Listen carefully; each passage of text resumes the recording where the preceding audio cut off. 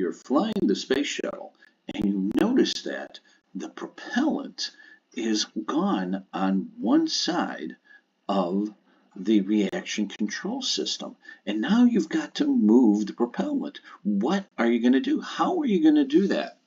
Well, besides solving that problem, we, at the end of this video, are going to show you how to win a coffee book of the Apollo spacecraft. That's right, it's a coffee book with the diagrams, which are used as art with a description that we turned into a coffee book for you, and that is to win. We're going to show you that at the end. But before we do that, we got to figure out how to move the propellant from one side of the reaction control system to the other. And how we're going to do that is with these switches here, the Aft RCS Crossfeed Switch. It takes you to the Aft RCS Crossfeed Switch, and that's what these are right here. And what they do is they control a pair of valves, one fuel and one oxidizer, which allow the propellant to flow to the jets of the corresponding manifold. So the positions of the four switches are open, GPC, or general purpose computer, and close. The GPC position allows the orbiter computer to automatically control the crossfeed valves, and the open and close position enable manual control. So GPC, the computer, is doing all the crossfeed for you, work for you, and open and close is when you're doing it, you're bypassing the computer. The open position of the aft left RCS crossfeed 1, 2, and 3, 4, 5 switches right here permits the aft left RCS to supply propellants to the aft right RCS crossfeed valve, which must be opened by placing the aft RCS crossfeeds 1, 2, 3, 4, 5 switch to the open position for the propellant to flow to the aft right RCS jets. Note that the aft right receiving RCS tank isolation 1, 2, 3, 4, 5 and B valves must be closed. So the what you're doing is you're moving the propellant here to the left side. So permits the left RCS to, move it from the left side. So the aft left RCS to supply propellants to the RCS crossfeeds must be in the open, and the switches must be opened here. Note that the aft right receiving RCS isolation tank valves must be closed. We're going to go over that more in detail with for our paying subscribers. Now, the closed position of the aft left and aft right RCS crossfeeds 1, 2, and 3 switches, that isolates the crossfeed capability. So what it's doing is it's not allowing for the crossfeed to actually move the propellants. The crossfeed of the aft right RCS of the left RCS would be accomplished by positioning the aft right and the left RCS crossfeed switches to open position on the aft left RCS isolation 1, 2, 3, 4 switches to close. Okay, so what you're doing is you're moving from here, you open it up, and then you move it around, and then you open it up over here to go into the left RCS crossfeed. Okay, so this is a little complex, but it's basically opening these valves and then opening this RCS crossfeed.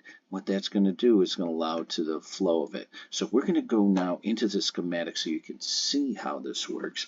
and that is for our Patreon subscribing. The paying ones, which is only for $5 a month, a cup of coffee a month, and you'll be able to go deep into detail on this. Or you can sign up for free, and free. It doesn't cost you anything, and you can go over the schematics with me. So if you are a Patreon subscriber and you either free or paying, and you click on schematic,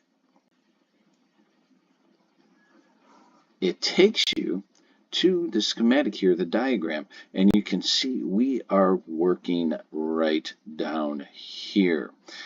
And what this is the, if we look, we have the Aft RCS system, and this happens to be the left side because you can see that there's crossfeed there, and for crossfeed for 1, 2, and crossfeed for 3, 4, 5, and that's going to go into this manifold, which will go to the other side, to the right side. So that is the schematic. As you can see, you have the oxidizer and fuel going from the manifold into the crossfeed manifold to be fed over to the other crossfeed manifold and then up. So what that looks like in reality is, you see down here, we want to open up,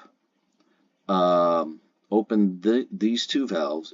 If this was the side, we want to feed it over this way to go to over here. So you're going from the right to the left. You open up these, you move this from feed from right, you move that switch over there, and then you move this, or these switches, to open, and that gets it to this manifold right here, which gets to all the jets, all the left, left 1, 2, 3, 4, and 5 jets, and the veneer jets, the 5 ones over here. So that is a schematic. So that's what we're doing. We're moving it from this side. Now again, also, you want to move it from this side to this side. You are going to just do the opposite. All these switches are going to be open here, and you're going to feed from the left. So you're feeding from this side, and that's going to move the fuel from the left to the right. So that is what we have for our free subscribers. Now, if you're a paying subscriber, again, that gets you more things. It also puts you in our contest to get the, if you're a paying subscriber, get you into the contest to win a coffee table book on the Apollo mission. So that is a $50 value. You get that for free. So that's what that counts, or goes for. But if you are a paying subscriber and you're already in the contest to get the coffee book, what we are going to go into more detail on how this whole system works. So if you are a paying member,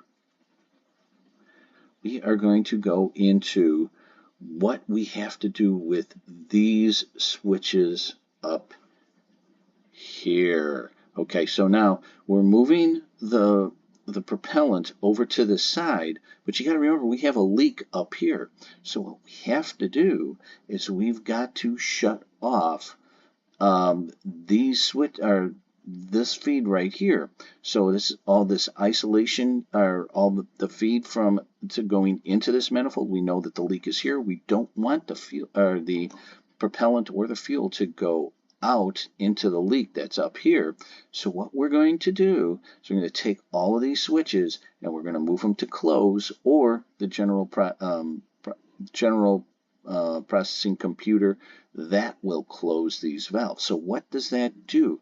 Well, if this has a leak and we've opened this crossfeed, and we're feeding from the right, what that does is the oxidizer and or fuel will come this way, and then it'll stop right here in this manifold because these switches are closed. If these switches were open, you would actually leak the fuel and propellant up this way. So that's why it's very important that these switches in the isolation manifold are closed and all of these talkbacks are closed. That'll show you that you have secured the leak over here. And all of these jets now on the left side are working.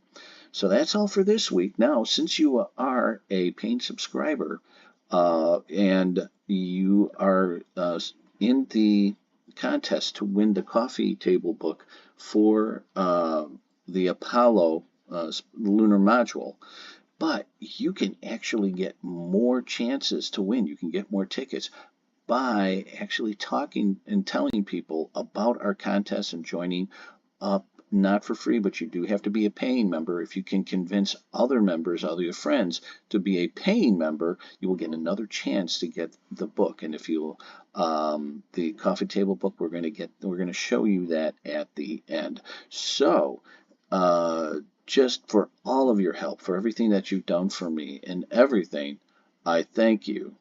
And also tell your friends so you can get another chance to win a book coming up right after this, coffee table book on the lunar module.